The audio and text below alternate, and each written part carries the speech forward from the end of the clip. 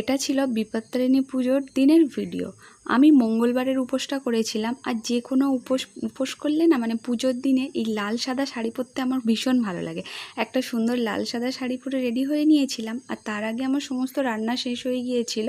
তো মেয়ে স্কুলে চলে গেছে, এদিকে আমি সমস্ত ফল গুছিয়ে নিয়েছি। আর এখন না বাজারে এইরকম 13 রকমের ফল দিয়ে ডালা সাজিয়ে বিক্রি হয়।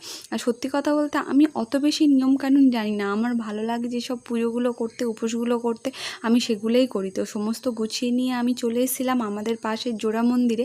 আর আমি সব পুজোর উপোস না এখানেই করি। তো এসে দেখলাম এখনও ঠাকুরমশাই আসেনি। 11:30 11:30 আসার কথা ছিল, কিন্তু ওনার আসতে দেরি হয়েছিল।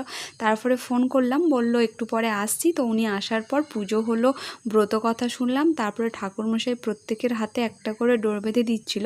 আমারটা আগেই বেঁধে নিয়েছিলাম। তারপরে দেখো প্রত্যেকে বাঁধছে। তারপরে বাড়িতে চলে আসলাম। দেখা হচ্ছে পরের মিনি ব্লগে। টাটা।